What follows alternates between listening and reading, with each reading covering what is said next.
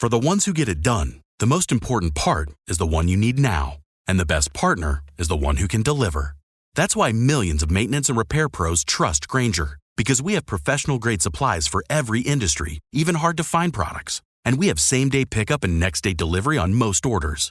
But most importantly, we have an unwavering commitment to help keep you up and running. Call, click Grainger.com, or just stop by. Grainger, for the ones who get it done.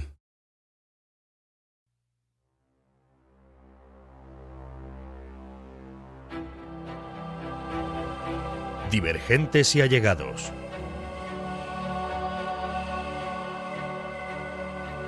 Un podcast psicoeducativo sobre inteligencia, divergencia y sus testimonios. Presentado por Sara Gálvez y Diego Tomé.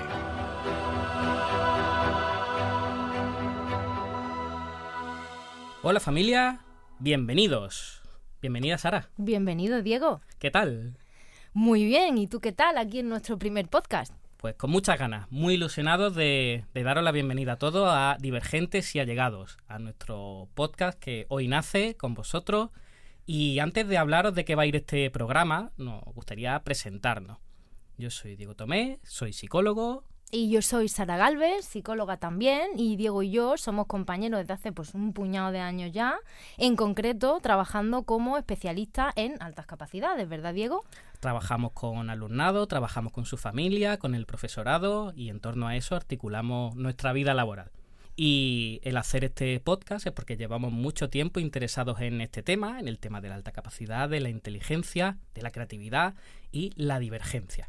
Y de hecho por eso le hemos llamado Divergentes y Allegados.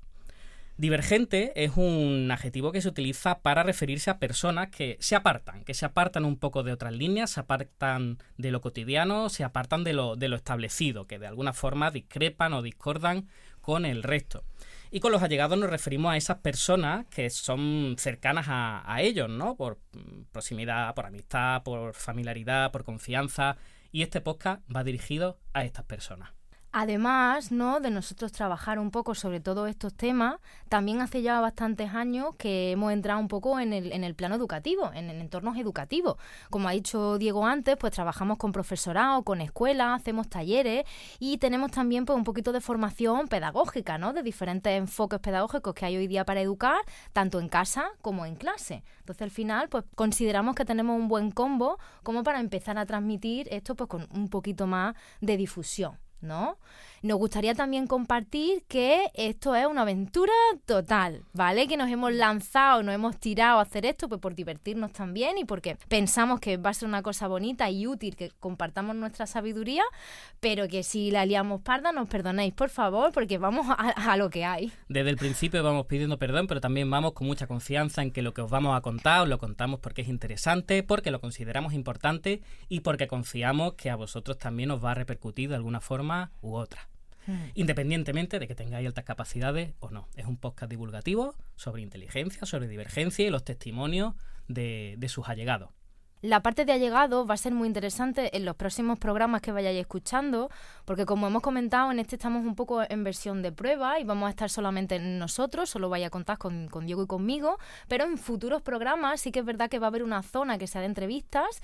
Ahora ya Diego también nos va a describir pues cómo va a ir un poco el índice de lo que vamos a hablar, pero es verdad que en el futuro va a estar también muy guay, va a ser muy divertido que contemos con personas que forman parte de este mundo de la divergencia, ya sea porque ellos mismos quizá presentan esta divergencia o estas altas capacidades, o bueno, vamos a ver también que otro tipo de cosas, o pues papás, profesorado, gente cercana, instructores que tienen, personas pues que también desde un campo, desde fuera, nos puedan dar su opinión, personas que vaya a ver que también que son muy interesantes, que trabajan en cosas muy chulas, que nos van a contar y a compartir con nosotros pues su visión de la vida, las elecciones que han tomado y un poco pues sus opiniones, ¿no? Y entre esas personas, pues ya contamos con nuestros técnicos de sonido, con Silvente y con Pablo, porque estamos grabando desde el estudio de Historias para no leer. Y ellos aquí al otro lado del cristal, pues están cuidándonos, procurando que todo salga perfecto, ¿no? Lo siguiente, así que también nos acompañan en esta aventura de la que estamos muy ilusionados por empezar. Sí, le agradecemos mucho su labor y nada, y un aplausito. Muy bien, pues Sara, ¿te parece que le contemos a nuestros oyentes de qué va el programa de hoy? Sí, señor, y a mí también. ¿Qué vamos a tratar hoy? Pues vamos allá. ¿Qué tiene que ver un grupo de mineros convertidos en rockeros con comer arroz todos los domingos, llueva o nieve, en casa de tu abuela? La respuesta está en el tema de hoy, la flexibilidad cognitiva. También tendremos nuestro videoclub, una serie de recomendaciones de películas con la cantidad mínima de spoilers. Y terminaremos el programa con divergentes en la historia, personas famosas que fueron divergentes y de cuyas vidas podemos tomar nota. Empezamos en 3, 2, 1...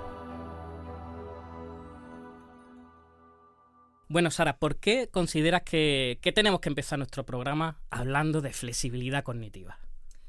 Pues por dos motivos fundamentales. Primero, porque en la primera reunión que tuvimos, pues para ver un poco qué íbamos a hablar, llegamos a la conclusión que empezar un programa sobre divergencia, hablando propiamente de la divergencia, pues yo creo que iba a ser un poco ya cansino, no íbamos a empezar desde ese punto. Y porque nos gustaría darle un cambio de visión, ¿no?, de punto de vista a todo este tema de la inteligencia. Ajá. Hacía muy poquito tiempo, cuando nosotros tuvimos esta conversación, había estado yo leyendo unos artículos muy interesantes sobre que la flexibilidad cognitiva es más importante incluso que el cociente intelectual. Es decir, determina el uso que vamos a darle a esa inteligencia mucho más que la cantidad propiamente dicha que yo tenga a mi disposición. Entonces, me parece que es un muy buen foco para que nosotros empecemos a contarnos un poquito cuántas cosas son inteligencia, cuántas cosas influyen en que yo utilice apropiadamente la inteligencia, para qué me sirve, en qué momento ser divergente sí que puede ser una ayuda y en qué momento ser divergente nos aparta de esa línea o de ese objetivo que tenemos que tener, porque necesitamos tener ciertos límites, ¿no?, que nos frenen un poco, que nos redireccionen. Entonces me parecía un tema que nos da mucho juego. Qué bien, entonces claro, no vamos a empezar a saco hablando de inteligencia, sino que me parece que el enfoque va a ser qué hay alrededor de la inteligencia y entre ellos esta flexibilidad que la vemos de una forma u otra pues en muchas personas que destacan por esa inteligencia, por esa creatividad. Exacto. ¿Y qué podríamos decir que es la flexibilidad cognitiva? ¿Cómo podríamos darle una pequeña pincelada a nuestros escuchas para que supieran de qué estamos hablando? A mí siempre me ha parecido interesante, a la hora de definir una idea, dar el concepto y su antónimo.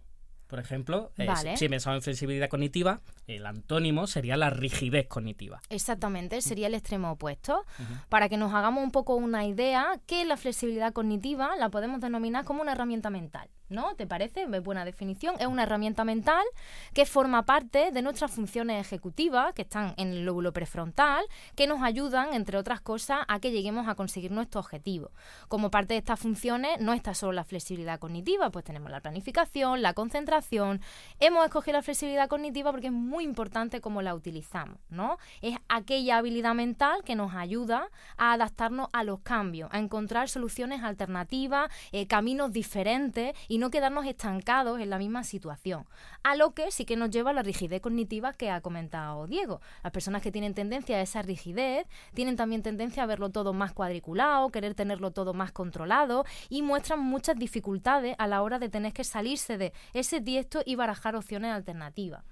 Yo creo que por eso no estaban conectados en este artículo ese punto del cociente intelectual y de la flexibilidad cognitiva. Claro. Si yo tengo muchas herramientas a mi disposición y en una capacidad alta, sin embargo, por otro lado, no consigo adaptarme al medio, a los cambios y a las dificultades que me van presentando, pues todo ese buen material a nivel de inteligencia que tengo me sirve para bien poquito, ¿no? Porque no voy a poder llegar a ponerlo en práctica. Claro, me imagino que esos cambios, tal y como lo estás comentando, no son siempre cambios que se puedan planificar, que se puedan orquestar, sino que muchas veces la flexibilidad aparece en situaciones inesperadas, en situaciones que no podemos anticipar y bueno, tiene que ver con eso, tiene que ver con tomar conciencia de esa situación, tiene que ver con manejar los estímulos que tenemos del entorno y tiene mucho que ver también con escapar de respuestas que ya poseemos, ¿no? Tú has hablado, Sara, de las regiones frontales, del lóbulo prefrontal, que es una parte de nuestro cerebro que tiene que ver con la toma de decisiones, por ejemplo. El autocontrol, la autorregulación. A nosotros nos gusta decir que es como el director de orquesta del cerebro. La información y los impulsos emocionales, pues esta parte, el lóbulo prefrontal, digamos que los ordena, los pone en su sitio un poco, pero también hay otra parte que creo que también va muy encaminada con nuestro tema, que es la motivación. Hay una estructura en el cerebro que es el núcleo accumbens, ¿no? Son regiones estriatales que tienen que ver con la motivación y con la recompensa que provoca esa motivación. Y esta flexibilidad también está relacionada con eso. La flexibilidad la manifestamos o la experimentamos como algo positivo cuando tiene alguna conexión con nosotros, cuando hay alguna motivación en juego. Ante situaciones que no nos despiertan ningún tipo de interés o que no tienen repercusión para nosotros, pues no hay motivación y es verdad que es más difícil que aparezca esta flexibilidad cognitiva. También en los momentos en los que tenemos que adaptarnos al cambio, no solamente vamos a hablar de esas herramientas de las que disponemos en positivo. Yo creo que también es importante que hablemos de todo lo que nos azota en negativo. Por ejemplo, el estrés. De repente algo no sale como yo quiero y tengo muy poco tiempo para tomar una decisión. ¡Fum! ¿No? Tengo el estrés a tope, la ansiedad, inseguridad, miedos, proyecciones, a ver si me va a ir mal otra vez. Es decir, todo eso es una carga mental que tenemos y contra la que hay también que luchar en ese momento de toma de decisiones. La flexibilidad cognitiva reduce muchísimo el estrés y la inseguridad. Me permite acceder a otras alternativas y sentirme seguro con respecto a, vale, dadme un momento que yo intento pensar que otra cosa vamos a hacer. Se nos ocurre, ¿no?, un ejemplillo muy tonto que nos pasó hace poco a Diego y a mí trabajando precisamente en una formación, y es que tenemos una actividad en la que hay que dibujar una jarra, una jarrita pues de agua, ¿no? Cualquier cosa así, un poco porque ellos se la imaginen. Sí. La dibujamos en un papel continuo y la utilizamos para poner posi, pues como foco central de esa actividad. Y ese día, pues resulta que no teníamos papel. No teníamos papel, no teníamos cinta adhesiva, no teníamos ninguno de los materiales que utilizamos normalmente, ¿no? Entonces tuvimos ahí un poco, ¿qué hacemos? Yo estaba a la rigidez de, ¿puedo utilizar un posi como cinta adhesiva? ¿Puedo tal? Hasta que Sara pues dio la respuesta flexible, que fue básicamente proyectar una jarra en la pared y pegamos los posis de los que disponíamos, ¿no? Nos salimos un poco de la caja, nos salimos un poco de la situación inicial y esta respuesta flexible nos permitió que pudiéramos hacer la actividad sin los medios habituales. Así que muchas gracias, Sara, porque si no es posible que yo todavía estaría pensando cómo pegamos eso, con mocos, con otra sustancia. Entonces, muy bien, gracias. Sí, ahora mismo estoy henchida, gracias a mi flexibilidad cognitiva. No me veis, pero estoy sonriendo de oreja a oreja diciendo qué flexible Yo te veo henchida. qué estupendo. Entonces, claro, puede no parecer a lo mejor un ejemplo muy importante. También podemos empatizar pues con cómo se sentirán las personas en esa situación. Diego y yo somos personas bastante acostumbradas últimamente, sobre todo, a charlar, a comentar cosas, a dar formaciones, incluso a instruir y tener que estar muy visibilizados encima de un escenario, llevando un poco toda la atención de la situación.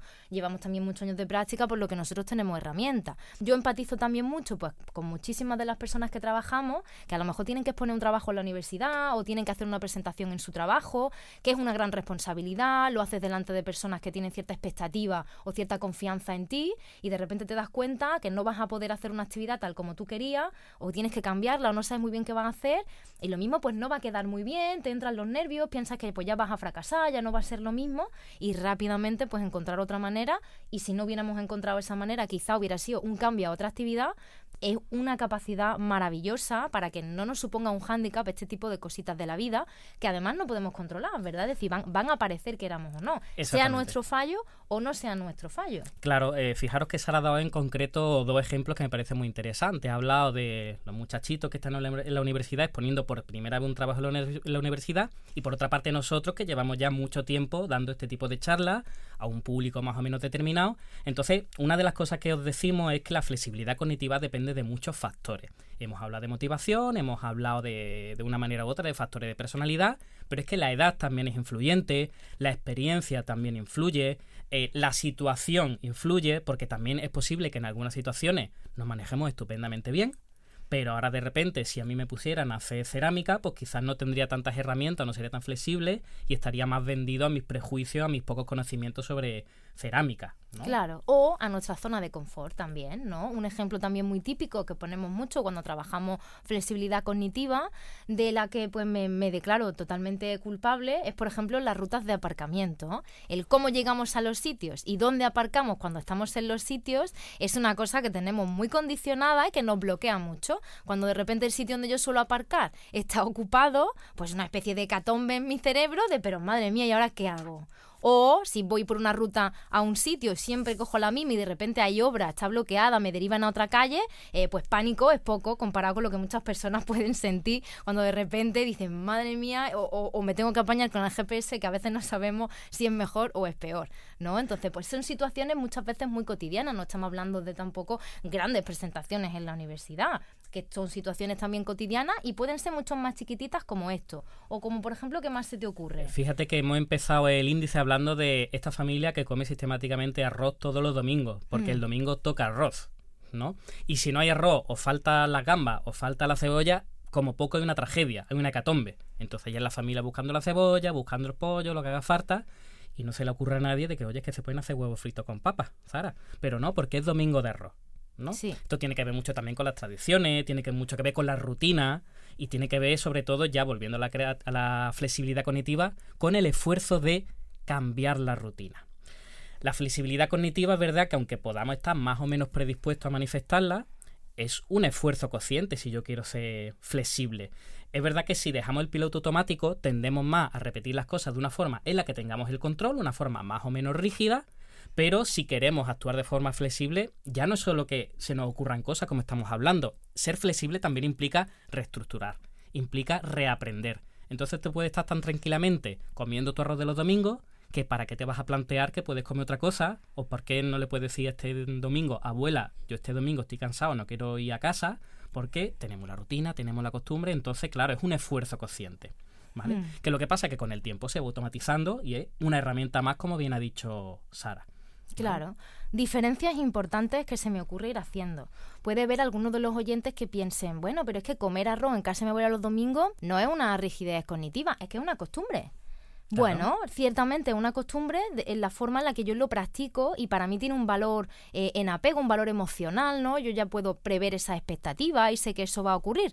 Estupendo, maravilloso, ahí no estamos hablando ni de flexibilidad ni de rigidez. Estos dos conceptos entran en juego cuando yo me encuentro que no hay arroz los domingos y me supone una inadaptación. Exacto. Yo no me siento bien, no me va a satisfacer comer otra cosa, me empiezo a frustrar o me enfado, busco culpables. ¿Quién es el que no ha traído el arroz?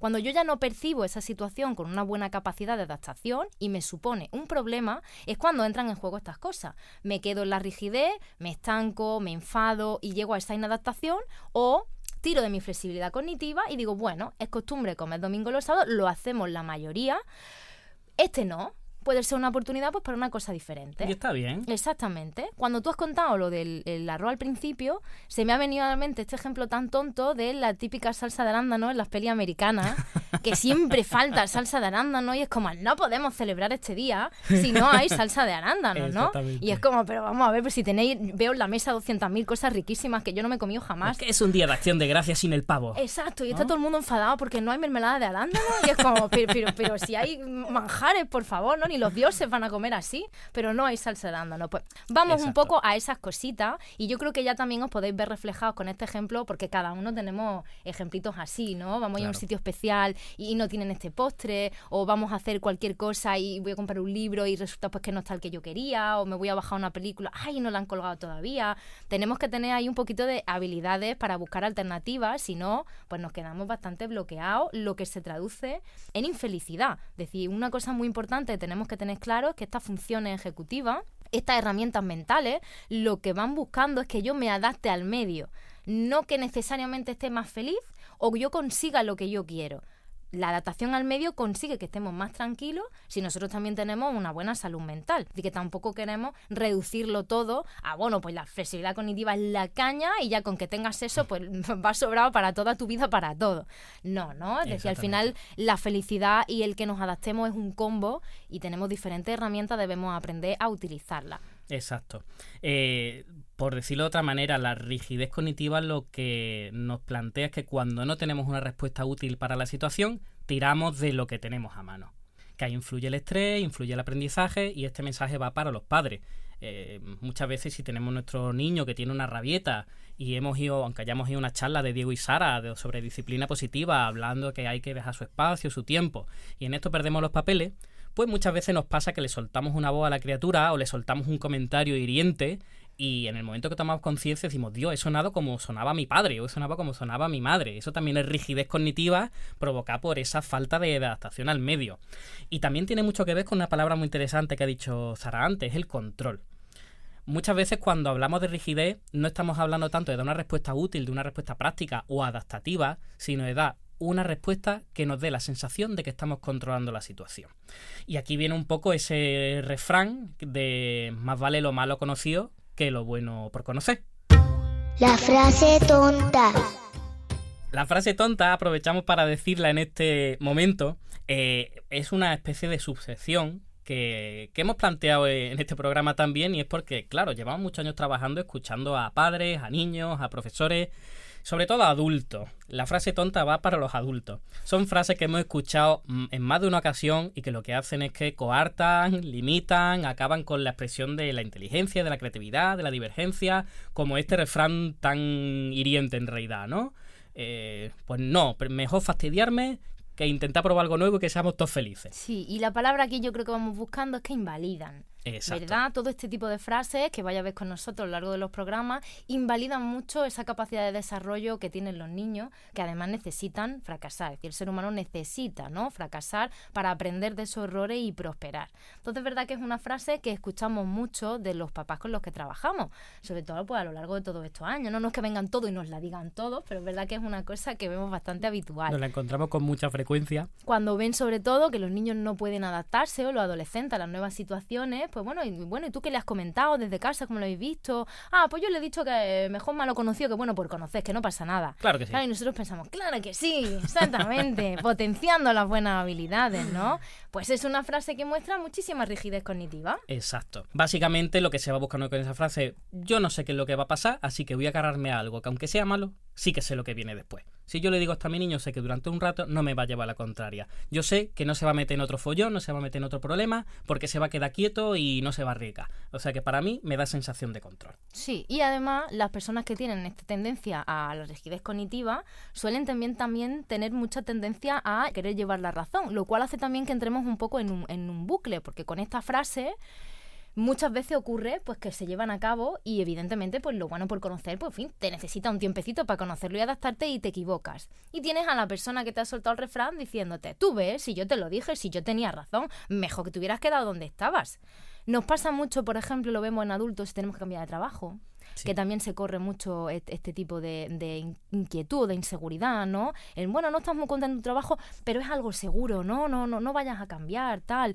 Es una circunstancia personal de cada uno y en ningún caso vamos a juzgar aquí lo que cada uno debe de hacer para cambiar de trabajo según su vida deba valorar. Nosotros nos referimos simplemente pues al uso de esa frase como paquete. Exacto. Te suelto eso y esto tiene todo el contenido que tú necesitas para evolucionar. O cuando hablamos con nuestros padres que ya pueden tener una edad y tal, cuando le planteamos una situación, algo que han hecho equívoco o algo que no han resuelto guay, es que ya para la edad que tengo ya, ¿qué voy a hacer?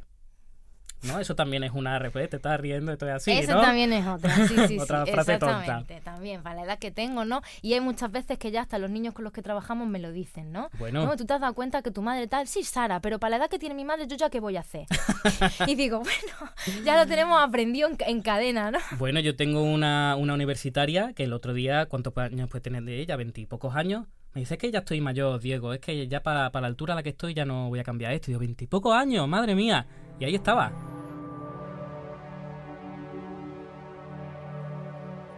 Hemos estado hablando durante todo este ratito de cosas que influyen en la rigidez y en la flexibilidad cognitiva. Uh-huh. Y hemos hablado varias veces, viniendo del control, del tema del estrés.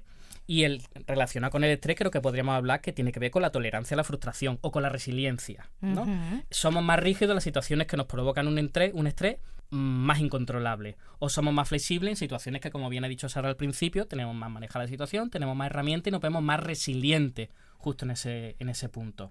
Si nos sentimos agobiados, pues verdad que nos cerramos más, nos chocan las ideas, no podemos ahí desenvolvernos, pero es verdad que mientras más seguros nos vamos sintiendo, más flexibles podemos ser también. Hay otras herramientas mentales que también confluyen mucho con la flexibilidad cognitiva y que son muy útiles. Insisto, que al final es un paquete. Cuando yo lo tengo que explicar muchas veces, pues insisto, ¿no?, a las personas con las que trabajamos, lo planteamos mucho como una caja de herramientas, ¿vale? Es decir, un martillo no te sirve para para las mismas cosas que un destornillador. No vale uno más que el otro. Los dos son para cosas diferentes, igualmente importantes, y además depende del momento de nuestra vida. Está bien tener ambos en el maletín para cuando yo tenga que decidir qué voy a utilizar, me pueda ajustar mejor, adaptar mejor a la situación y decir, pues mira, aquí el destornillador de estrella me va muy guay, o aquí vamos a coger un martillo. Y el cerebro, igual que las herramientas físicas, va cada vez a planos más pequeños. Igual que existen pues todos estos destornilladores con diferentes cabecitas pues para diferentes tornillos, pues nuestra mente también puede proveernos de esas diferentes herramientas, que además en combinación funcionan increíblemente mejor. ¿Qué cosas se me ocurren? Pues por ejemplo la creatividad. La creatividad y la flexibilidad cognitiva, la motivación, como nos ha dicho Diego, esa tolerancia a la frustración, pues son habilidades que puestas en práctica en conjunto nos hacen muchísimo más exitosos al adaptarnos al medio. O la empatía. La empatía es fundamental. Estamos hablando de familia, estamos hablando de profesor y de alumnos, la empatía es fundamental. Si yo soy capaz de tener en cuenta otros valores, otras visiones, otras posturas sobre la vida, al final estoy teniendo aún más herramientas, estoy teniendo más juego. Entonces eso también nos hace más flexibles. Si soy una persona antipática o egoísta o egocéntrica, mejor dicho, es verdad que el rango se acota bastante. Eso también, pero también es la capacidad de establecer relaciones con otros. Las habilidades sociales también puede ser una herramienta que tengan que ver con esto. Mientras más habilidades sociales, más información puedo sacar, más cómodo se va a sentir la gente a mi alrededor y también menos prejuicio voy a tener sobre la conversación o el encuentro que estoy teniendo. Sí, los prejuicios precisamente son situaciones que nos llevan a rigidez cognitiva sin que nos demos cuenta. Ese prejuicio, esa preconclusión que yo puedo tener de ciertas situaciones, ciertas personas, ciertos alimentos o cosas antes de probarlos, situación que es muy natural en el ser humano, sobre todo en los niños pequeñitos, que bueno, pues que se acerquen con esa curiosidad y luego pues con el tiempo todos tenemos de nuestro aprendizaje ciertos prejuicios. A más prejuicios tengamos y más blindados los tengamos, más fomentan esa rigidez. Y cada vez, insisto, que entremos en ese bucle en el que además se confirme por diferentes motivos, porque muchas veces no controlamos las cosas, se confirme que yo llevo razón y no debía de haber hecho eso, más que fomentamos esa rigidez. Al final el cerebro nos va a dar la herramienta que utilizamos más, la que tiene más a mano y la que tiene ya más utilizada y está más cómodo con ella y tardamos muchísimo menos en acceder y nos acaba solucionando de una u otra forma la situación. ¿Qué es lo importante aquí? Ya hemos dicho antes que no es cuestión de cómo solucionamos la situación, sino que el objetivo es adaptarse. Y la rigidez cognitiva lo que nos genera es una incapacidad para adaptarnos o bien al medio o bien a las creencias que tenemos sobre el medio.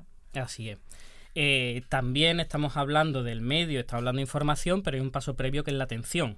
La flexibilidad cognitiva también tiene que ver con la capacidad no solo de fijarnos en lo que está sucediendo, sino en dividir la atención entre lo que está pasando, lo que puede suceder, entre las herramientas que disponemos o entre toda la información que está apareciendo por delante, la atención dividida que la llamamos. También tiene que ver con autocontrol, también tiene que ver con tomar conciencia de nuestros actos, la autoconciencia. Y el ser capaz de reorganizar, de reestructurar, como hemos dicho antes, y de poder planificar.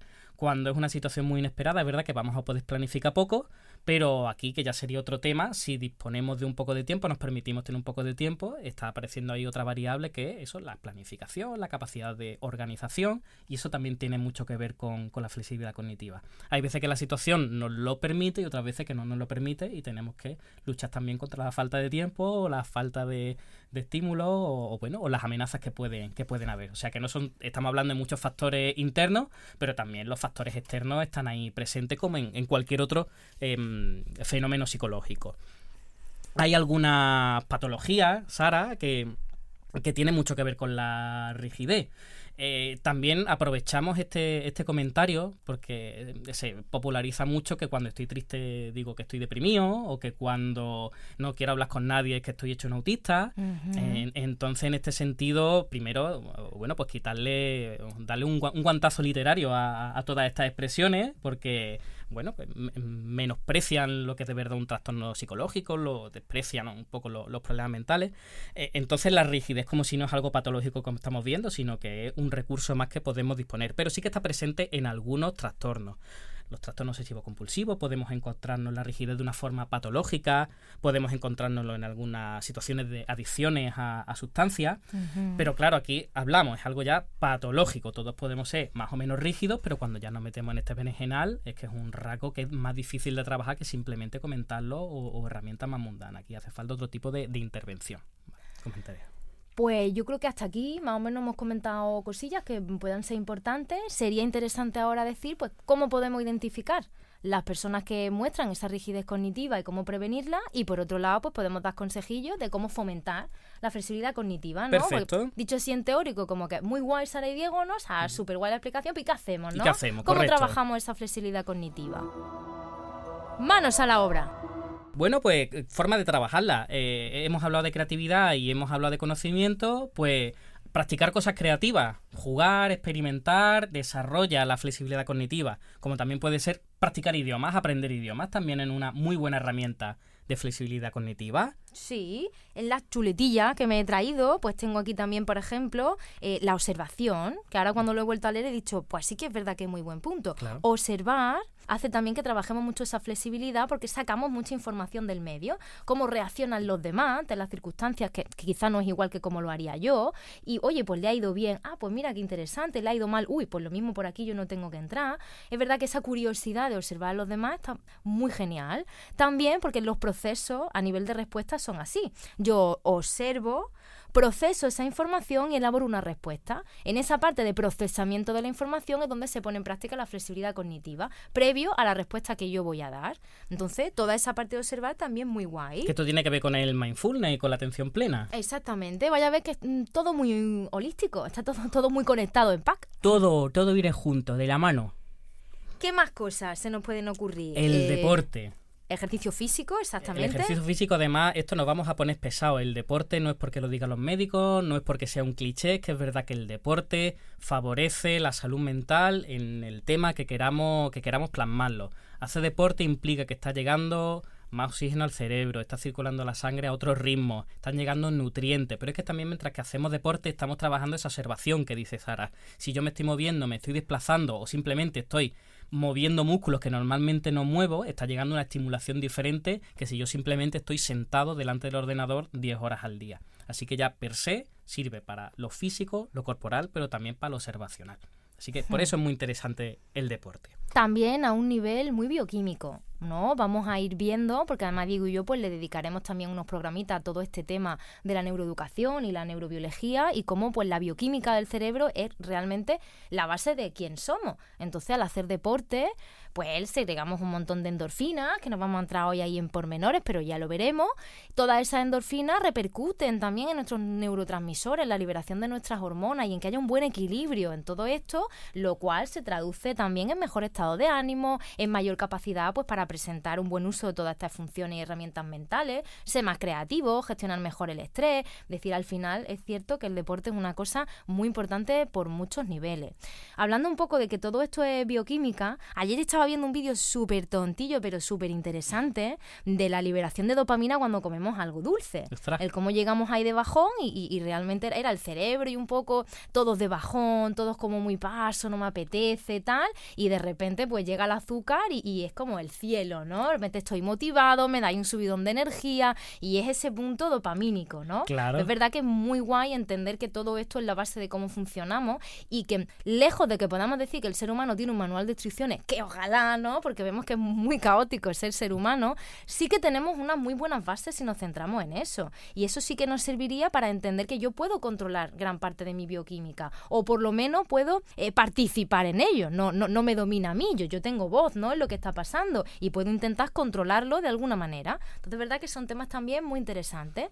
Mismo ejemplo, aunque no sea con las cosas dulces y el azúcar, pero es lo que Diego nos estaba contando del deporte.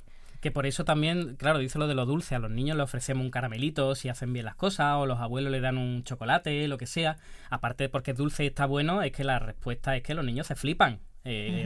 Químicamente se flipan y ahí la dopamina empieza a dar palmas con la orejilla. Es verdad que a cierta edad hay mayor sensibilidad, pero los adultos se flipan igual, ¿eh? Bueno. Flipamos todos igual. ¡Azúcar! Bueno, tenemos esta movida de las pelis románticas, ¿no? Con chocolate todos los mensajes entran mejor. Tiene ahí un sentido, ¿no? Porque además el chocolate que se regala en las películas es el dulce, el pegajoso, el cargadito de glucosa, ¿no? No se regala chocolate amargo para solucionar un problema, ¿no? Esta tarde hemos estado con un grupo de adolescentes que, claro, hablamos de los niños, hablamos de adultos, pero es que los adolescentes engullen azúcar y yo no sé dónde la echan ni cómo la gestionan, pero se han comido 6 bolsas de chuche, que eran 6 bolsas de azúcar con grasa. Y por lo menos había 12 latas de refresco que han desaparecido. Sí. Todas. O Y sea no había, que claro, habían estado que querían jugar todo, que querían, venga, otra partida, otra movida, ¿no? Pues claro, o sea que azúcar. De hecho, ahí estaban que no podían tener los ojos cerrados del subidón, que tenían, Era un juego en el que era importante mantener los ojos cerrados, ¿no? Un poco un jueguillo de rol en grupo, y la verdad es que ha sido una institución de lo más divertida. Además, entre ellos se enfadaban. Pues yo no juego así, porque si abre el ojo tal, ¿no? Es que si ya se sabe, no sé qué, ¿no? Estaban totalmente activados. Bueno, el juego es El Hombre Lobo de Castronegro, que a nosotros también nos gustan mucho los juegos de mesa y que se pueden utilizar mucho en el aula, ¿vale? Para cosas así concretas, y en terapia también se pueden utilizar para muchas movidas. Bueno, hemos hablado de idiomas, hemos hablado de observar, de ejercicio físico. ¿Qué más se nos ocurre? La zona creativa que has dicho tú, que hagamos manualidades, que pintemos.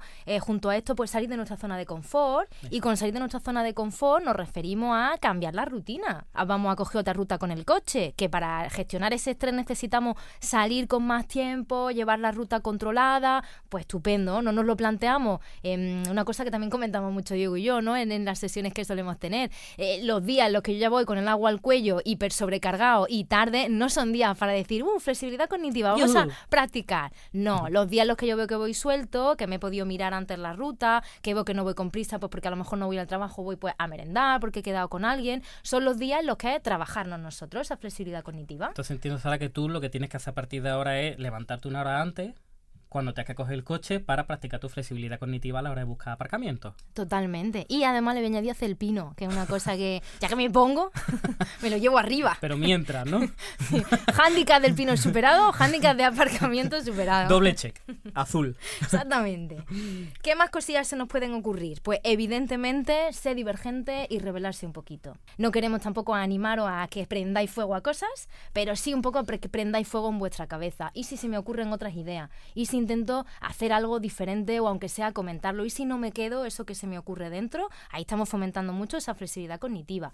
Que habrá veces que la idea sirva y genial, y habrá veces que la persona que esté conmigo me tenga que reconducir y decir, qué guay, ¿no? Qué guay lo que tú estás comentando, sí, lo veo, pero ya está, lo encajamos como podamos. Igualmente sigue siendo una muy buena práctica. Hace un par de días escuché un podcast sobre Garibaldi. Garibaldi, revolucionario italiano, siglo XIX y tal, que muchas cosas, pero uno de los comentarios que dijo el podcaster fue que se convirtió en revolucionario profesional. Él se dedicaba ahí a arengando las masas a los países en los que iba, porque se le daban muy bien, ¿no? Entonces tampoco os pedíamos que seáis Garibaldi, pero sí es verdad que bueno, se puede dar un pasito intermedio entre la nada y Garibaldi. Exactamente, mira qué divertido, ¿no? Sí, Follonero profesional. Sí. Anímame al público, que hay que quejarse por tal. Sí, de hecho él facilitó que después otro gobernante gobernara, que él tampoco tenía tanta ganas de ser jefe, él le gustaba la juerga, ¿no? Entonces, bueno, pues un poco de Garibaldi. Leer periódicos, los que lees periódicos que no sea siempre el de vuestro signo político, sino que un día dado pues podéis coger el de otro. Los que lees periódicos, los que sois más de YouTube o de Twitch, pues que probéis a escuchar canales con los que no estáis tan familiarizados, ¿no? Eso es otra forma de trabajar la flexibilidad cognitiva. Pues música diferente, o los youtubers y twitcheros que sigáis, pues también que sean distintos, pues por ver un poco qué otras opiniones hay, qué otros tipos de estilo, qué nos puede aportar cada uno, saber reconocerlo y saber tener una buena opinión. Y algo que yo recomiendo mucho, yo creo que sería mi primera recomendación para trabajar esa flexibilidad cognitiva, es escuchar. Escuchar es muy fundamental en general si queremos sobrevivir en nuestra sociedad. Ya veremos también que las habilidades de comunicación son también muy básicas, pero en concreto para ser flexible hay que estar también abierto a otras ideas y a reflexionar, y si no, por lo menos escuchar esas otras ideas y darle cierto tiempo de reposo. Cuando has dicho lo más importante es escuchar, yo iba a decir así es, pero digo no digas es así, porque lo importante es escuchar. Entonces todo esto ha pasado en... Lo importante es darle la razón a Sara. Exactamente. Como resumen del podcast de flexibilidad, es que hay que dar la razón a Sara. Exactamente. Vale, y que hemos dicho también, si queremos reconocer esas personas que tienen esa tendencia a la rigidez... Otra cosita, que la trabajamos mucho en terapia, le llamamos pruebas de realidad. Esto también a mí me gusta mucho comentarlo. Cuando somos rígidos y no hay ninguna evidencia de que esto sea útil, nos sirve bastante que en una situación de calma en la que podamos planificar la situación, nos fijemos qué repercusión han tenido las conductas que hemos tomado, o que analicemos realmente las cosas que han pasado, la situación que nos ha provocado ese estrés o ese agobio, un poco por decir al cerebro, oye, es que esto que te estás temiendo no ha pasado nunca, es que esta decisión que has tomado nunca ha terminado como tú esperabas. Esas pruebas de realidad para eliminar la rigidez, pero también recordar situaciones en las que hemos sido flexibles y hemos tenido una recompensa desde esa adaptación de la que tú has dicho. Así que esas pruebas de realidad a mí siempre me gusta mucho comentarlas. Buena aportación, ¿no? A nivel de herramientas yo creo que vamos guay, y un par de tips, ¿no? Sobre cómo reconocer la rigidez. ¿Vamos? Sobre todo se ve mucho en el discurso. Aquellas personas que tienen ideas preconcebidas sobre cómo debemos ser o cómo debemos hacer las cosas. Y suelen utilizar mucho es que esto tiene que ser así, ¿vale? Entonces, no, es que en la fiesta tiene que ser así, o en la cena la gente tiene que pensar esto, o esto es que si no se hace de esta manera no se puede hacer. Personas que dan descripciones ya de las situaciones muy basadas en su experiencia personal. También vemos que hay mucha rigidez ahí porque no todos somos iguales, o no todos somos la persona que está hablando, pues por lo que hay que abrirse a esa flexibilidad de que cada uno tenga sus propias herramientas, su propia visión. No todos somos Sara. No, menos mal también. No, sería muy divertido a todos. Lo mismo, too much divertido. Ese tiene que, y cómo deben ser las cosas, tenemos que tener mucho cuidado cuando vemos personas que nos imponen su criterio, ¿no? Vamos a hacer un proyecto, pues nosotros lo escuchamos mucho a la hora, por ejemplo, de trabajar en equipo. La típica persona en el trabajo, en el entorno de trabajo, si somos más adultos, que no, es que el mural tiene que ir así. La es que típica persona que... Aquí tienen que ir los títulos y aquí debajo el dibujo. Y es que no podemos, tiene que ir todo en la misma tinta. Es que si he hecho esta columna de Excel con datos, fecha... ¿No? Exacto. Que hay personas que sobreviven así. Vamos un poco a ver ese tipo de criterio. A veces tendrán razón y a veces no. No vamos a quién lleva razón, vamos a cómo estamos procesando la información y cómo damos respuesta. Si yo en ese grupo ya veo que no se admite mi idea o que los demás tienen las suyas propias, no debo seguir con esa rigidez cognitiva, no va a ser adaptativo, va a llevarme a un conflicto que quizás no voy a saber gestionar, puede que empeoren mis relaciones laborales o de amistad, que se vuelva más estresante tanto pues ir a clase como ir al trabajo o al acudir a la actividad, ¿no? Que sea, y todo eso va a provocar cierta inadaptación. Entonces tenemos también que tener eso controlado, reconocerlo, y si nos relacionamos con personas más rígidas, también creo que es conveniente decir que normalmente no es porque ellos quieran, es decir, vamos adquiriendo características de personalidad en función de nuestro desarrollo y en función de nuestro contexto. ¿Qué herramientas están a nuestra disposición? ¿Qué hemos visto a nuestro alrededor? ¿Cómo nos ha criado nuestra familia? Es una herramienta que ponen en práctica pues porque se sienten inseguros, todos nos podemos sentir inseguros, tener miedo, no sabes cómo afrontar las cosas, no querer hacer el ridículo o pasar vergüenza. Entonces esa rigidez lo que pretende es salvarte, y muchísimas veces muy buena herramienta. Deja de ser una buena herramienta cuando tú ya no te adaptas y empiezas a tener un conflicto, ¿vale? Pero sí, bueno, sí. Por daros un par de tips también para que los reconozcáis, no que los ataquéis, ahora señaláis por la calle, ¡ah, rígido! ¡Es un rígido! Pues eso, que no es que ahora vayamos tirando piedras por la calle a las personas rígidas, sino que simplemente por identificarlo. Cosas como esa rigidez se puede ver en palabras absolutistas. Cuando alguien dice, es que esto siempre, es que esto nunca, es que esto todo, esto nada. Todas esas palabras son muy identificativas de que hay una visión muy cerrada de la realidad o de la situación y que es muy difícil salir de ahí. Y oye, que no lo queremos ubicar tampoco en los demás, que lo mismo nos tenemos que tirar piedra a nosotros mismos porque estamos siendo unos rígidos en diferentes circunstancias. Exactamente. ¿Vale? Es decir, que ponemos el ojo en el otro, sí, porque para las relaciones es importante, y ponemos el ojo en nosotros, sí, pues porque para las relaciones que tenemos es igualmente importante. Así es. Pues, Sara, yo creo que esto es lo que podíamos contar hoy en este ratito de flexibilidad cognitiva. Así que si te parece, vamos a cerrar este tema y vamos a pasar a nuestra siguiente sección. Vamos a entrar en el videoclub.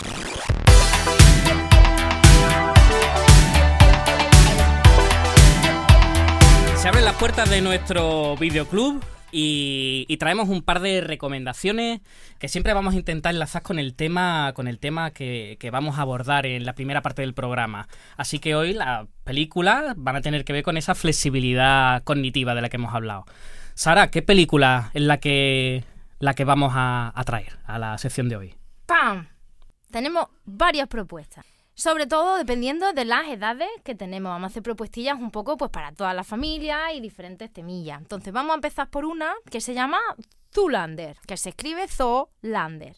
Es una peli muy guay, de la que Diego no se acordaba muy bien. No, y contó una cosa que parecía otra película. Me había montado otra película paralela, así que bueno, he tenido una película adicional sin verla. Es una película muy creativa, muy divergente, sobre todo en su argumento, pero también muy divertida por cómo está rodada. El protagonista, que es Ben Stiller, interpreta a un modelo que viene de una familia de mineros. Toma. Todos en un sistema muy heteropatriarcal y pues muy a nivel pues machos, ¿no? Lo que debería ser el estereotipo de un hombre, a qué se dedica en ese pueblo, un negocio familiar en el que todos se meten en la minería, y él no solamente no se quiere dedicar a eso, sino que además quiere ser modelo, que es un trabajo reservado para chicas. ¡Ostras!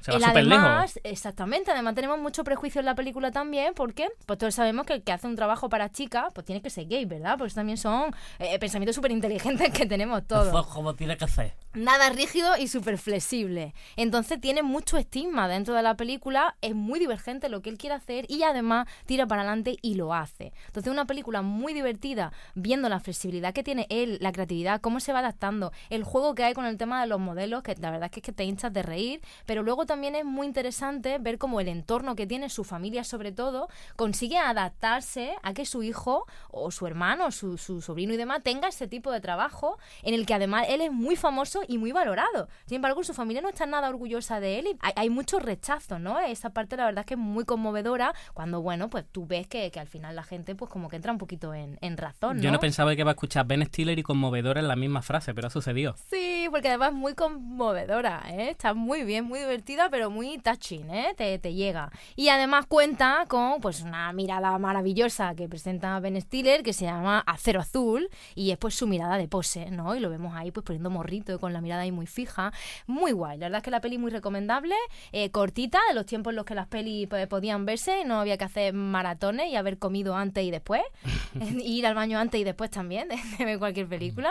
Entonces, muy guay, muy buena recomendación. Y la mirada tiene que ver precisamente con esto que hemos hablado de flexibilidad cognitiva, ¿no? Es verdad que es un recurso visual, pero el cambiar la mirada es un poco lo que quería también transmitir esta peli, ¿no? Que sí. Se puede mirar las cosas de otra forma y que al final la realidad se puede adaptar de muchas más maneras de las que podíamos haber pensado, ¿no? Si Ben Stiller, me imagino, hubiera sido rígido, me imagino que no habría salido de su pueblo, que al final acabaría siendo minero o habría acabado en el paro, o borracho, o con cualquier otro problema, ¿no? Pero con él fue flexible. El mejor malo conocido que bueno por conocer. ¿Dónde te vas ahí tú? A la ciudad, allí tú solo, hacer un trabajo de chica. Con y lo tal bien y que cual. está en una mina, respirando grisú. Exacto, así estaba su familia, de hecho, ahí moribunda. Claro, claro. Vale, pues esa es una recomendación muy guay donde vemos muchos ejemplos de esta flexibilidad cognitiva de diferentes puntos. Habíamos pensado también meter una recomendación que tuviera también que ver con una dinámica más familiar o con niños también más pequeñitos, esta preadolescencia, ¿no? Que está muy guay. Entonces hace poco rescaté un poquito ahí del baúl de los recuerdos. Pues yo imagino que nuestros oyentes conocerán Monstruos S.A., que es un peliculón, Claro. que tiene una secuela muy divertida que se llama Monster University. Monster University empieza cuando los dos protagonistas, Sully y Mike, se conocen en la Universidad de Sustos. Cual ya es bastante divertido. Intentan aprender pues cómo llegar al trabajo de sus sueños, que es asustar. ¿Qué tenemos aquí? Bueno, pues lo que hayamos visto Monstruos S.A., todos sabemos que Mike pues no da miedo. Es un amorcito de tan un blandito. ojo encantador, con muchísimas habilidades, la verdad que es estupendo. Pero esas Qué habilidades... desastre, estaba pensando en el azul, el grande, y yo, claro, blandito, y digo, no, el ojo no es blandito. El otro, el redondito verde. Exactamente, el azul Mike es todo Sullivan, ¿no? amoroso, pero da miedo, ¿no? Lo tenemos ahí. Él quiere llegar a un sitio al que todo el mundo le dice que no puede llegar, porque él no asusta y no va a llegar y intentan constantemente, bueno, que se venga abajo, pero no que se venga abajo a un nivel negativo, sino que acepte la realidad de que él no da susto y no va a poder dedicarse a otra cosa y que, oye, no pasa nada, ¿no? Y sin embargo, persiste.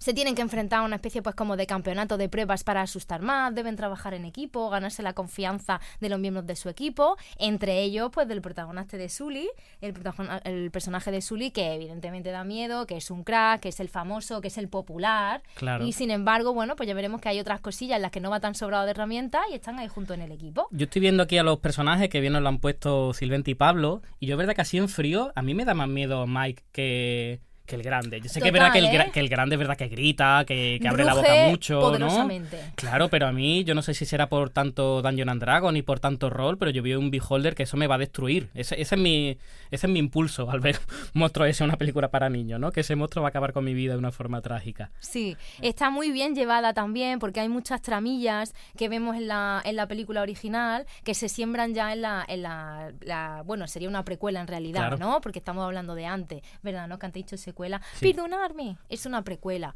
Por ejemplo, pues el malo que tenemos en Monstruo S.A., que es Randolph, pues bueno, esa enemistad ya empieza en la universidad, que es muy típico también, Claro. ¿no? El cómo vamos alargando las rencillas y cómo venimos de la universidad ya pues un poco mosqueados y luego en el trabajo pues estas cosillas se ven. Entonces, bueno, muy divertida, muy recomendable, muy inspiradora para que sigamos las cosas que queremos tener, nuestro objetivo en la vida, que no nos dejemos menospreciar y que no nos dejemos llevar por las rigideces de personas que piensan que la única manera de asustar pues es dar susto a nivel monstruo. Al final lo consigue por medios alternativos, que está genial. Además, una peli también cortita, insisto, cuando las pelis se pueden ver ahí a tope tranquilamente de una sentada, Sin dar de vientre. sin dar de vientre, que es una expresión feísima. Feísima. Vale. Ok, y yo tenía una recomendación más, si te parece guay, vamos bien de tiempo, Sí. que es Big Fish. Oh, También tenemos un personaje interpretado el protagonista por Ewan McGregor, que también pues quiere conseguir su objetivo, tiene un anhelo que es el amor, es una muchacha de la que está enamorado y con la que quiere casarse. Sin embargo, va a tener a lo largo de la película una serie de trabas constantes por las que no puede acabar llegando a ella, o una vez que ya ha llegado a ella, pues empiezan a surgir también una serie de problemas a los que él tiene que, bueno, pues que sumarse de alguna manera para adaptarse y salir exitoso. Es una peli muy inspiradora a otros muchos niveles también, habla mucho de la creatividad, de cómo creer y tener esperanza y fe y confianza en uno mismo, pues es importante para que alcancemos las cosas, que al final es un combo de todas estas herramientas que Diego y yo hemos contado. Vamos a ver flexibilidad, sí, pero también vamos a ver empatía, también vamos a ver comprensión, también vamos a ver esa capacidad para salir de la zona de confort, esa capacidad para huir de los prejuicios y aventurarte a decir, oye, pues yo quiero conocer esto por mí mismo y a ver qué opinión salgo yo y a ver qué saco yo de toda esta situación. Entonces, verdad que es un combo bonito dentro de que, en mi opinión, pues el rodaje también es bastante guay, es una peli amena, se te hace divertida, muy fantasiosa, tiene un puntillo también muy absurdo. Si pretendéis salir de esta película con todo armado, atado y explicado, tampoco es el tipo de película que quizá deberíais ver, pero bueno, si tenéis cierto amor por dejar un poco las cosas en el aire y el misterio y lo bonito, ¿no?, que es a veces no comprender, pues es una peli muy guay también. y sale Ewan McGregor. Ahí sale Ewan McGregor, que es mágico y simpaticísimo. Exactamente. Y a mí desde que se desintoxicó de Trainspotting, yo nada más que le deseo cosas buenas. Sí, y que se dejó así la barba guay, hizo un viaje en moto y lo publicó y estuvo muy bien también. Sí. Y con la fuerza y todas sus movidas.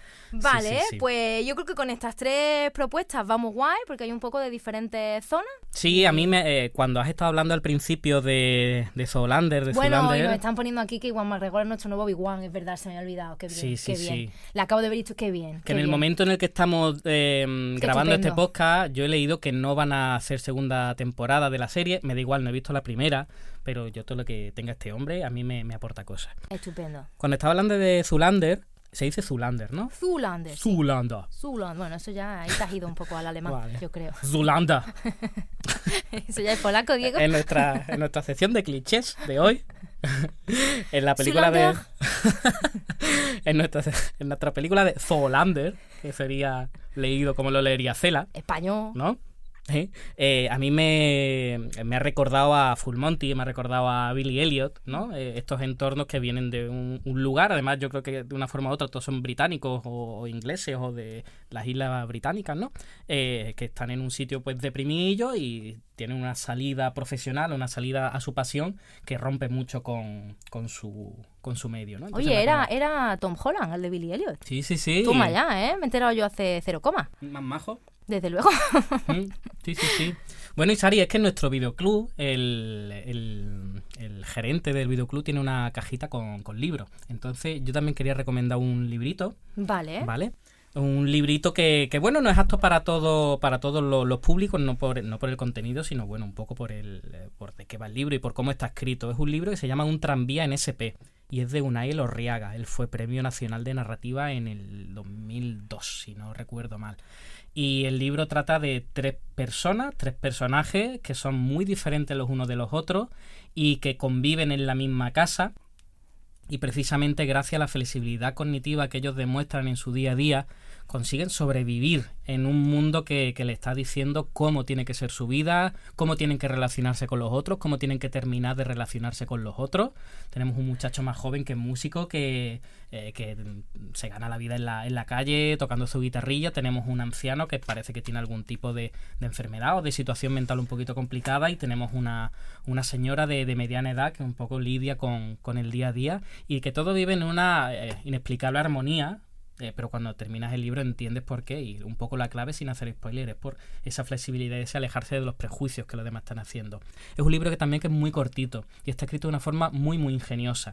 Yo solo leí un libro de este hombre, tiene unos cuantos más, pero él suele publicar en vasco, y bueno, y este en concreto sí que está traducido al castellano, y a mí me parece una pequeña joyita. Se lee en una tarde, si te cautiva, y si no en un par de deditas si no te cautiva tanto. Pero este libro a mí me gustaba mencionarlo. Muy bien, me gusta mucho además nuestra cajita que ha salido de repente en el videoclub, ¿no? O sea, el gerente de nuestro videoclub es la caña de tío, ¿no? Tiene ahí caja para el que quiera más, ¿no? Nuestro nivel 3 a nivel de educación, ¿no? El para el que ya esté interesado en una cosa mucho más compleja. Exactamente. Muy bien, guay, pues. Y ya que estamos hablando de Unai Elorriaga, pues me parece que es un buen momento para que pasemos a nuestra siguiente sección. Y cerramos el videoclub por hoy. Vamos a cerrarlo y vamos a irnos a casa de un escritor que se llama Mori Ogai.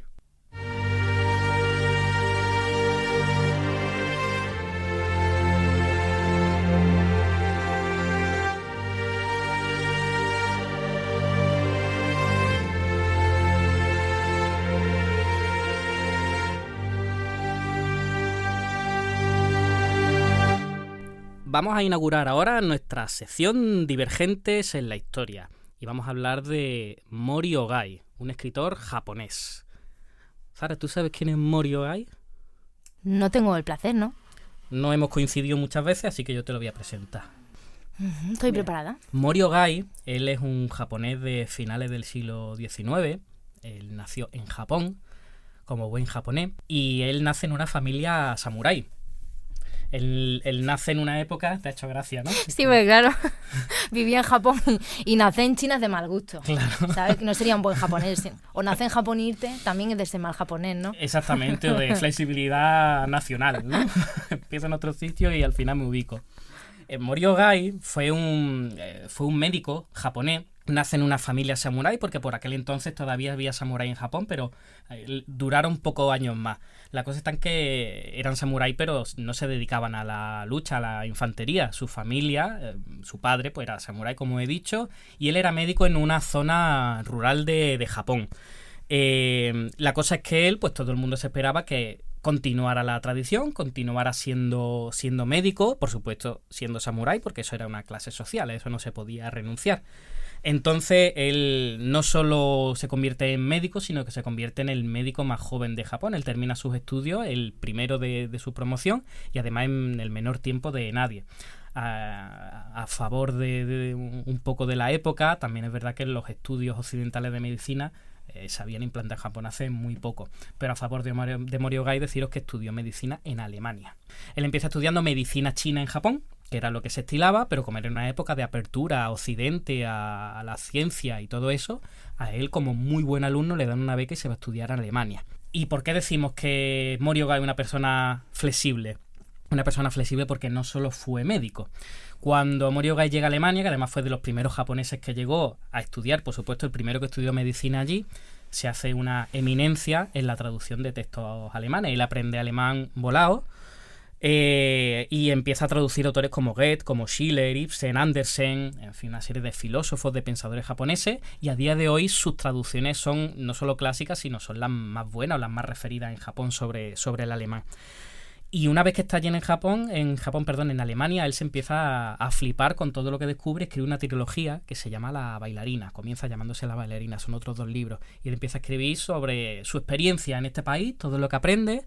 Y bueno, y él empieza a vivir cosas que ningún otro japonés había vivido en aquel momento. Él es, por ejemplo, el primer japonés que viaja en el Orient Express, que por aquel entonces pues nada más que había una ruta pasaba por Alemania, entonces pues lo cogió. No contento con visitar Alemania, él precisamente por ser militar lo destinan a varias guerras. Por aquel entonces Japón estaba en guerra con China, con Rusia, y a él lo mandan precisamente a la parte sanitaria de esas dos guerras y coge mucha experiencia en ese campo. Y no deja de escribir. En paralelo, hemos hablado de ficción, pero el tío también escribe ensayos, escribe textos históricos, escribe textos autobiográficos, pura ficción, también toca la poesía. Y no contento con eso, no solo aprende alemán, también aprende algo de francés, algo de inglés y aprende español. ¡Guau! Y además es motivado porque a él le gustan las obras de Calderón de la Barca. ¿Vale? Increíble, ¿no? Vale, entonces, bueno, estamos viendo ahí la flexibilidad de este hombre que en un principio te piensa, bueno, un médico, pero era un médico multidisciplinar. Este interés por la literatura, por la historia. Él llega también a trabajar en departamentos de sanidad pública a raíz de su experiencia en la guerra, de ver un poco pues cómo muere la gente, de qué tipo de enfermedades. Él trasciende un poco a no solo la herida, no solo lo vivido, sino también a nivel de salud y de sanidad, cómo eso puede repercutir en el urbanismo. O sea, que él es también capaz de ampliar esa visión y llevarla a la ciudad, ¿no? Y muy increíble que llegara a las obras de Calderón de la Barca. Sí. O sea, es verdad que hemos empezado muy lejos y de repente, ¿no? Yo lo he visto muy rápido, ¿no? El que estamos aquí y aprende español porque le gusta Calderón de la Barca. Me parece impresionante. Hablando de flexibilidad, si no te importa, antes de que tú continúes, ¿tú crees que es importante en nuestro Divergente en la historia, es importante para su flexibilidad haber salido de donde estaba? ¿Verdad? Fundamental. Haberse enfrentado, ¿no? a esa diferencia que había en el mundo fuera de Japón. Fundamental. Tendría esa divergencia, pero es verdad que está muy bien regada si tú consigues salir de tu zona y exponerte a estímulos diferentes. Totalmente. Además, es verdad que era una época en la que Japón quería que los japoneses salieran de allí, pero Japón tiene muchas cosas. Tú ya sabes que a mí el tema de Japón pues, me encanta, he investigado mucho, pero es verdad que los japoneses también tienen una mentalidad muy nacionalista y muy tradicional, y más en esa época en la que acaban de abrirse al mundo. Entonces, ni mucho menos todos los japoneses querían salir del país. Ellos están más felices en su isla que viendo a ver que le contaba un alemán o que le contaba un sacerdote francés, ¿no? Pero fíjate que, claro, fundamental, este hombre, por lo menos si se queda en Japón, pues no hubiera vivido ni de lejos ninguna de estas cosas. A lo mejor se hubiera conformado con su medicina china, se hubiera conformado con los textos clásicos chinos, que era un poco donde nace la literatura japonesa, y se hubiera quedado más o menos ahí. También él es flexible hasta un punto matrimonial. Él se casa 2 veces. Él se divorcia de su primera mujer, que además creo que están 1 año o 2 casados nada más. En ese año o 2 le da tiempo a tener 1 o 2 hijos con ella. Otra parte de flexibilidad cognitiva también puede ser moral. Esta primera mujer era hija de un almirante que era como su superior, ¿no? Entonces hay gente que también dice que se casó por interés porque gracias a eso pudo viajar más y tal, pero bueno, el matrimonio fue muy corto y se volvió a casar, que eso también era muy raro en aquella época. Tuvo 4 hijos y todos se dedicaron a la escritura, pero ni mucho menos tan brillantes como su padre, o por lo menos no han repercutido tanto. Este hombre, Mori Ogai, ya no solo hizo todas estas cosas, sino que a los 55 años aproximadamente, claro, este hombre ya vive en Alemania, en China, en Rusia, se ha dado 1000 paseos por Europa, ha sido médico, ha luchado, ha escrito, ha publicado 1000 millones de cosas. Ha tenido vida personal, ¿no? Exacto. Decía, ha tenido pareja, matrimonios, hijos, que de determinada manera, bueno, pues eso también es una inversión que hacemos de todo, de tiempo, de recursos en la vida. Exacto. Tuvo amigos, incluso tuvo muchos amigos que esto también es una nota para los padres, tuvo muchísimos amigos por correspondencia. Él era mucho amigo de otros escritores japoneses, amigos. También el tío dicen que era un poquito altivo, pero bueno, también como hablábamos antes de llegar, se podía permitir hablar de determinados temas, entonces él tampoco lo ocultaba. Pero tuvo muchos amigos por correspondencia, incluso diferido en el tiempo. Él era amigo de Soseki, que fue otro escritor japonés muy diferente a él ideológicamente, y eran sin embargo muy muy amigos. De hecho llegaron a vivir hasta la misma casa sin ellos saberlo, no porque se escondían, sino porque fue en momentos diferentes, ¿no? no eran sombras ni nada de eso, pero que sí, que llegó a coincidir con otro que tenía una visión del mundo totalmente diferente, y eso también evidencia la flexibilidad cognitiva de Mori Ogai. O sea que también es muy interesante por esto, por cómo hizo las amistades y esa vida personal, ¿no? Que no se encerró como había otros japoneses que vivían en el bosque, alejado de todo. Él es un tío muy muy implicado en su sociedad y muy interesado por ser feliz, o por lo menos por establecer relaciones provechosas con la gente. Sabemos si tuvo una buena vida, es decir, murió, a qué edad murió, en una mala curiosidad que me surge a mí, a lo mejor esto no es muy... Pero ¿tuvo una muerte divergente también o qué? No, fue una muerte bastante digna, ¿vale? De hecho, tampoco... Para morir dijo, bueno... Sí. Lo tengo que consultar porque sí que hubo muchos escritores por esa época que acabaron cometiendo seppuku, que se llevaba mucho en aquel momento, pero él creo que no fue de eso. ¿Puede quizás explicar para nuestros oyentes lo que es el tema del seppuku? Claro. El seppuku es un suicidio ritual japonés. Es cuando los samuráis pues habían cometido un acto de deshonor, que el deshonor era una cosa muy amplia en aquella época, se podía cometer deshonor por muchísimos motivos. Entonces, cuando alguien experimentaba esto, la única forma de limpiar su nombre, el de su familia, el de sus ancestros, pues era rajándose el vientre. ¿Vale? El seppuku ellos utilizaban el wakizashi, que era una espada que tenían ellos familiar, se rajaban el vientre y antes de que emitieran un grito tenían un asistente que les cortaba la cabeza. Ahora ya todos veis porque Diego ha dicho que, bueno, a mí me gusta un poquillo Japón. Una poquita. Una poquita nada más. Sí. Me fascina Japón, ¿no? Me fascina la diferencia entre nuestras dos culturas, ¿no? Vale, y entonces volviendo al prota... Sí, tuvo muy buena vida. De hecho, hasta ese punto en el que cuando ya tiene unos 55 años, que es donde lo dejamos antes, a él le nombran, lo tengo aquí, como lo tenía apuntado, director de museos y bibliotecas imperiales. El hombre sabía de tantos temas que las bibliotecas en Japón empezaron a recibir obras de fuera, empezaron a crecer, y a quién mejor que a Moriogai, que sabía de todo, para organizar el flujo de cultura y el flujo de información que estaba entrando. O sea que tuvo una vida buena. Sí es verdad que hubo una época, unos cuantos años, lo que se volvió un poco rancio, ¿vale? Hubo una serie de situaciones políticas en su país con las que él no estaba de acuerdo y se volvió un poquito rancio a la hora de publicar. De hecho, él dejó la ficción en ese momento y se centró solo en hacer relatos históricos sobre héroes del pasado a los que él admiraba, del periodo Edo, que era la época en la que los samuráis estaban gobernando a pecho abierto, ¿no? Claro, estaba ahí en la nostalgia total, ¿no? Mucho resentimiento. Vale, sí, también este tenía unos matices aquí más de enfado que de nostalgia, ¿no? Estaba enfadillo, decepcionadillo quizá también un poco, ¿no? Soseki, el otro que te decía, era más triste. Sí, él sí que estaba como, ay, qué penilla que hayamos llegado a esto. Este hombre, Moriogai, diría, pues no teníamos que haber salido de esto, ¿no?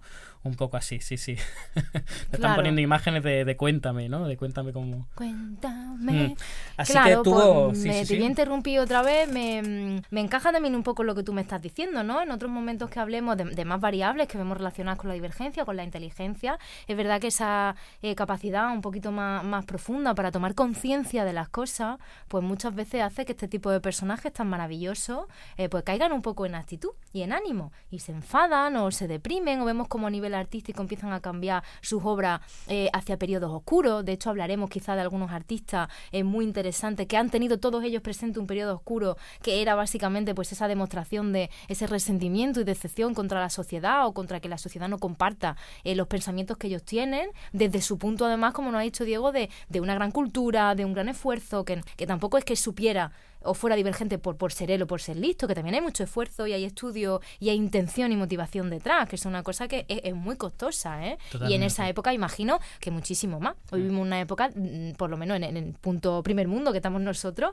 vivimos una época de muchísimo privilegio con respecto a la cultura. Entonces entiendo que menuda persona, ¿no? La que tú no estás hablando hoy. Claro. Y que es normal pues que tuviera también ahí, yo lo entiendo, ¿no? Esa zona oscura, esa zona un poquito, como tú has dicho, ¿no? Pues como se trastorna ahí un poquito. Sí, y tampoco llegó a colapsar, ¿sabes? Fue más bien una posición pues muy nacionalista y muy aferrada a las costumbres pese a todo esto, ¿no? Con todo y con eso, sí que era un hombre que tuvo muchas oportunidades, pero es verdad que las aprovechó más de lo que se esperaban. O sea que por nacer en la familia que nació, por nacer en el momento que nació, tuvo ahí una serie de disposiciones que a lo mejor 10 años antes no podría haberlo tenido y hubiera seguido en su pueblo de médico. Pero sin desmerecerle, él la aprovechó muchísimo, hizo cosas que no le habían pedido y por eso llegó a hacer pues todo lo que hay, que hoy lo recordemos. Así que un personaje muy interesante. Si os interesa alguno de sus libros, a mí personalmente los libros no me gustan especialmente, pero sí es verdad que si os gusta la literatura y sobre todo la literatura relacionada con la historia, pues son documentos muy interesantes de la mentalidad del japonés privilegiado samurái de aquella época, ¿no? Entonces os puedo hablar del intendente Sancho, que es un cuentecito con unas moralejas que para Occidente pues no nos gustarían tanto. He hablado también de La bailarina, que es autobiográfico, El ganso silvestre o Vita sexualis, en fin, que tiene muchos los que si estáis interesados podéis hacerlo. También escribe muchos cuentos, tiene unas compilaciones de cuentos que son interesantes si os gusta. Muy bien, pues menudo tío, ¿no? Que nos has traído hoy, esa multipotencial, ¿no? Cuantísimas cosas podía abarcar y bueno, y insisto, yo estoy mucho más sorprendida por la parte en la que me has descrito una gran vida académica y sin embargo una gran vida personal también. Sí, sí, mucha riqueza, mucha divergencia en general, ¿no? Sí. Y bien, termina su vida entonces tranquilamente y lo perdemos. ¿Murió hace cuánto tiempo? ¿Había dicho siglo XIX? Sí, bueno, vale. él murió en el 1920, entre 1920 y 1925, no me acuerdo. Años 20, ¿no? Más o menos. Sí. Vale, pues qué interesante, ¿no? Pues se quedó a las puertas de muchos cambios bastante guay, que quizá una mentalidad como la suya pues se hubiera aprovechado, ¿no? De todas formas, esos 60 años casi que él vivió fueron una época muy revolucionaria en Japón. O sea que fallecido se hubiera encontrado más, pero vivió en una explosión cultural que no se ha vuelto a repetir en Japón. Así que yo creo que se murió con una sonrisita. Vale, y tengo otra preguntilla así final más. Aparte de los libros que tú nos has comentado, ¿es posible ver algo de su legado en algún sitio? Alguno de sus hijos es muy famoso también y que en algún momento, pues claro, en una entrevista le pregunten y hable de su padre, es decir, o los hijos se han dedicado luego, no ha sido muy exitoso tampoco lo que han hecho. No tengo datos sobre pues su hijo y me lo pongo de objetivo. Muy bien. Estupendo. Bueno, pues muy guay, ¿eh? Me ha gustado mucho tu divergente en la historia. Es verdad que además he visto que nos encajaba mogollón, ¿eh? Con la situación. Pues muchas gracias. Vale, pues yo creo, amigo Diego, que estamos llegando al ocaso de nuestro primer podcast. Así es. ¿Qué te ha parecido? Sara, ¿ha estado guay? ¿Te ha gustado? Yo confío en que sí. A mí me encanta lo que yo hago y en general lo que nosotros trabajamos y lo que nosotros hablamos. Esperemos pues que también sea entretenido para los demás y que sobre todo sea ilustrativo, un poco educativo, ¿no? De cómo enfrentarnos también a la vida y cómo la divergencia es un valor en positivo maravilloso. Ahí está, que hay que trabajarlo y que aunque tengas un don, tenga una predisposición, pero hay que invertir, hay que esforzarse y hay que desarrollarlo. Muy bien, pues Sara, muchísimas gracias por embarcarte en esta aventura y gracias por lo que está por venir. Gracias Pablo, gracias Silvente, al equipo de Historias para no leer que ha estado aquí al otro lado del cristal haciéndonos esta experiencia más fácil y más agradable si cabe. Y gracias a ti por hacer aquí de director, un poquito de maestro de ceremonia y vamos a dar las gracias a nuestros divergentes y a nuestros allegados. Muy bien, nos escuchamos en el próximo programa. Chao. Hasta la próxima.